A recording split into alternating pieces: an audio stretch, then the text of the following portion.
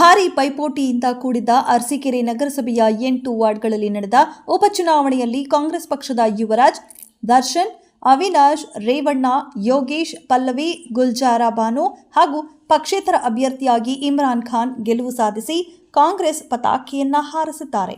ಇನ್ನು ಕಳೆದ ವಿಧಾನಸಭಾ ಚುನಾವಣೆಯಲ್ಲಿ ತೆನೆ ಇಳಿಸಿ ಕೈ ಹಿಡಿದಿದ್ದ ಶಾಸಕ ಕೆಎಂ ಶಿವಲಿಂಗೇಗೌಡ ಪ್ರಚಂಡ ಗೆಲುವು ಸಾಧಿಸುವುದರೊಂದಿಗೆ ಕ್ಷೇತ್ರದಲ್ಲಿ ಕಾಂಗ್ರೆಸ್ ನಾಯಕತ್ವವನ್ನು ವಹಿಸಿಕೊಂಡ ಬಳಿಕ ಮೊದಲ ಬಾರಿಗೆ ನಡೆದ ನಗರಸಭೆಯ ಉಪಚುನಾವಣೆಯಲ್ಲಿ ನಗರದ ಜನತೆಯು ಕಾಂಗ್ರೆಸ್ ಅಭ್ಯರ್ಥಿಗಳನ್ನು ಆಶೀರ್ವದಿಸುವ ಮೂಲಕ ಶಿವಲಿಂಗೇಗೌಡರ ಕೈ ಬಲಪಡಿಸಿದ್ದಾರೆ.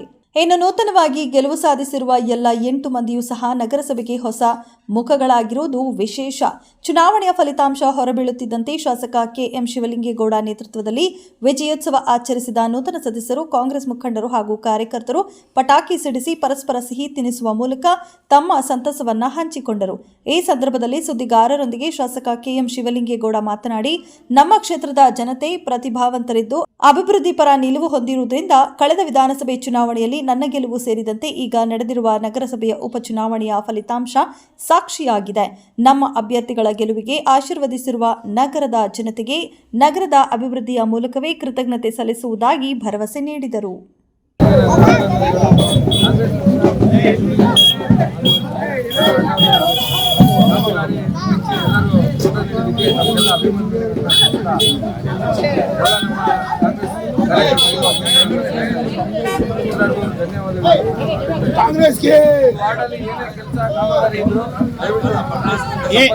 ಹೇಗೆ ಅನಿಸ್ತಿದೆ? ಮೊದಲನೇ ಸರಿ ಗೆದ್ದಿದ್ದೀರಾ? ದೇಶದ ಸದಸ್ಯರುಗಳು ಮತ್ತೆ ಎಲ್ಲ ಮುಖಂಡರುಗಳು ಮತ್ತೆ ಎಲ್ಲ ಕಾರ್ಯಕರ್ತರು ಬಹಳವಾಗಿ ಹೋರಾಟವನ್ನ ಮಾಡಿ ಇವತ್ತು ಬಿಜೆಪಿ ಮತ್ತು ಜೆಡಿಎಸ್ಗೆ ಒಂದು ಸ್ಥಾನ ಇಲ್ಲದ ರೀತಿಯಲ್ಲಿ ಎಲ್ಲ 8 ಸ್ಥಾನಗಳನ್ನ ನಮ್ಮ ಪಕ್ಷಕ್ಕೆ ಜಯ ತಂದುಕೊಟ್ಟಿರ್ತಕ್ಕಂತ ನಮ್ಮ ಪಕ್ಷದ ಎಲ್ಲ ಮುಖಂಡರಿಗೆ ಮತ್ತು ಕಾರ್ಯಕರ್ತರಿಗೆ ನಾನು ತುಂಬ ಹೃದಯದ ಧನ್ಯವಾದವನ್ನ ಪ್ರಥಮವಾಗಿ ಸಲ್ಲಿಸ್ತಾ ಇದ್ದೇನೆ.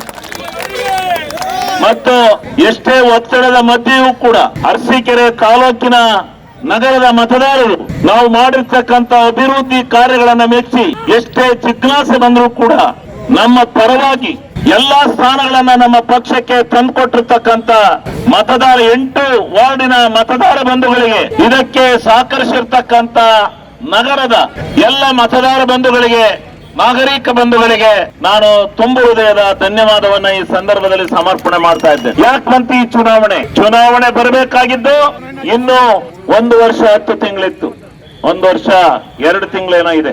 ಅದಕ್ಕೆ ಇಲ್ಲಿಗೆ 3 ವರ್ಷದ ಹಿಂದೆನೆ ನಮ್ಮ ಪಕ್ಷದಿಂದಲೇ ಗೆದ್ದಂತ ಸದಸ್ಯರುಗಳನ್ನ ಮೋಸ ಮಾಡಿ ಸುಳ್ಳು ಹೇಳಿ ಅವರ ರಾಜೀನಾಮೆ ಕೊಡಿಸಿ ಅವರ ಸದಸ್ಯತ್ವ ಕಾನೂನು ಪ್ರಕಾರ ರದ್ದಾಗಿತ್ತು. ಇವರು ಆಪರೇಷನ್ ಕಮಲ ಮಾಡಿ ಅರಸೀಕೆರೆ ನಗರದಲ್ಲಿ ಏನು ಬಹಳ ವರ್ಷಗಳಿಂದ ಅಭಿವೃದ್ಧಿಯ ಪಥದಲ್ಲಿ ಹೋಗಿತ್ತು.